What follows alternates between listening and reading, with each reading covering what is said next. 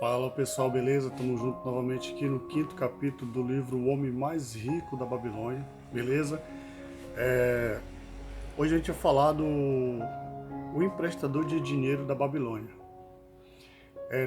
Tinha um fazedor de lança real, que ele prestava serviço para o rei, e ele fez o desenho de uma lança, levou para o rei gostou muito, e por ter gostado, aí o rei, é uma pessoa muito generosa, ele deu um prêmio para ele de 50 moedas de ouro. Naquele tempo, imaginar que era ele, ao longo desse capítulo, ele fala que durante o ano, com todo o esforço dele, ele só tinha economizado uma moeda de ouro por ano. Então imagina aí um trabalho de 50 anos aí do fazedor de lança, tá? O fazedor de lança, o nome dele era Randor, e aí ele ficou, quando caiu aquele prêmio, ele voltou do palácio, ele ainda voltou ainda meio em choque, não sabia o que de fato tinha acontecido. A alegria dele era tanto, mas a preocupação dele era muito maior, porque ele se sentia perdido com todo aquele valor, todo aquele dinheiro, e não sabia como lidar com aquilo ali.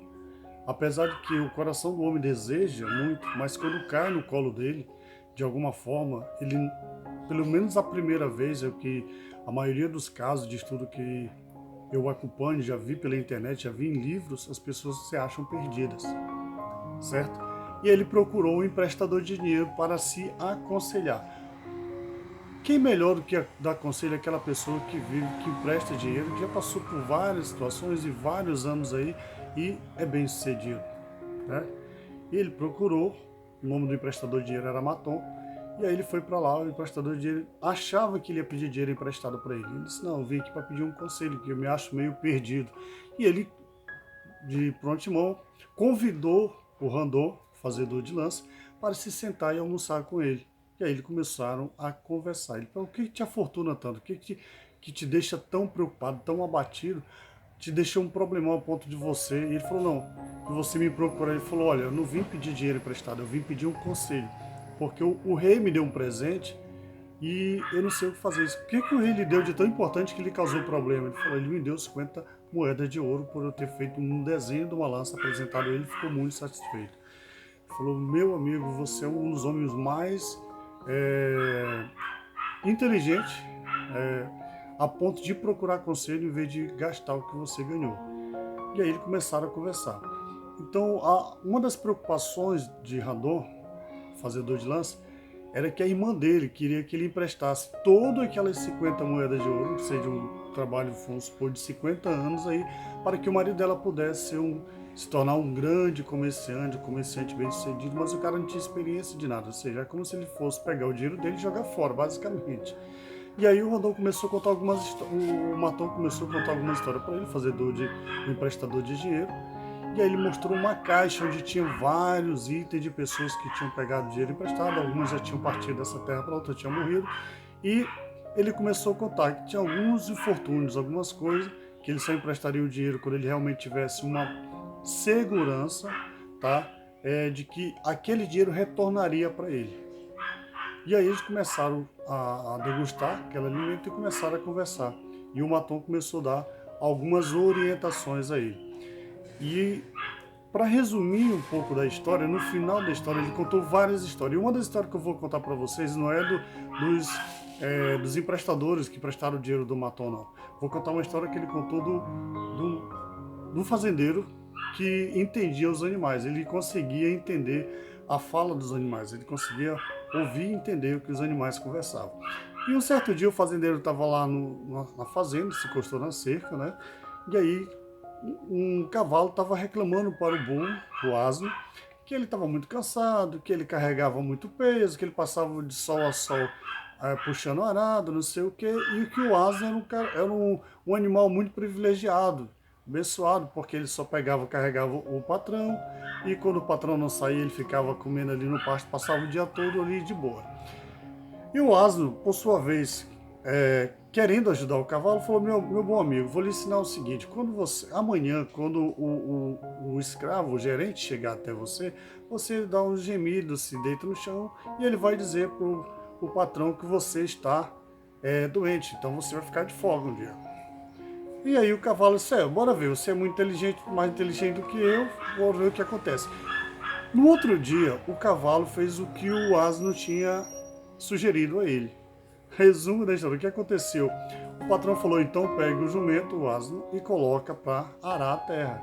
E aí o asno ficou meio chateado, muito chateado. Por quê? Porque ele passou o dia todo ali no sol quente, ali arrastando e carregando para o outro, não estava com aquele costume todo, ficou com o pescoço todo esfolado, ficou com as pernas todas quebradas, cansado e tal, e tal. Quando chegou a noite, o cavalo foi até o asno e agradeceu, meu bom amigo, muito obrigado pelo seu conselho, ó, eu estou bem descansado. Aí o asno olhou para ele e falou, olha, amanhã você trata de voltar para o seu trabalho, porque eu ouvi o patrão dizer para o gerente que se você amanhecer doente novamente, ele vai lhe mandar lá para o açougue. Desde então eles não se falaram mais, certo?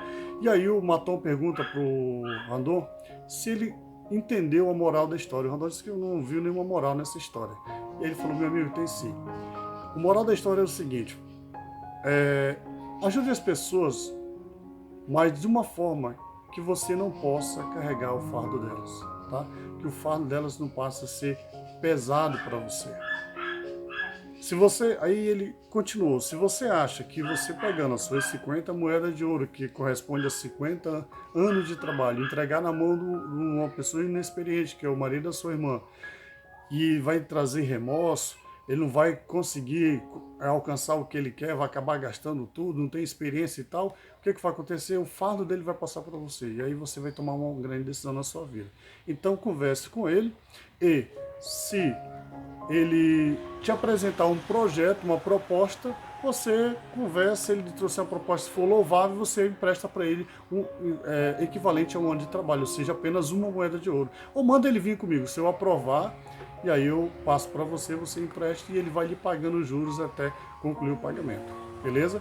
E assim foi, e ele deixou uma frase, na verdade, foi o final do 5º capítulo, e aí ele disse, antes do Randon sair, ele falou, olha, levante a tampa lá da minha caixa de penhoras e leia o que eu escrevi na tampa, embaixo. Aí, na tampa está escrito assim, é melhor uma pequena cautela do que um grande remorso, beleza? Então é melhor uma pequena cautela do que um grande remorso. Ou seja, é melhor você tomar cuidado com o dinheiro que você vai emprestar, é melhor tomar cuidado com os empreendimentos que você vai fazer, porque vai aparecer muita coisa que possa tirar você da rota, tirar você do seu objetivo, do seu caminho. Beleza? Então nós vimos o capítulo passado, as 5 leis do ouro, vimos as 7 soluções para a falta de dinheiro, vimos o primeiro lá, no 2º capítulo, que foi as 5 leis da riqueza, enfim. Então, verifiquem nos vídeos anteriores que vocês vão constatar tudo isso. Deixe o comentário de vocês, tá? Beleza? Tamo junto. Até o final. Um beijo no coração, um abraço e fique com Deus. Beleza? Até o próximo capítulo.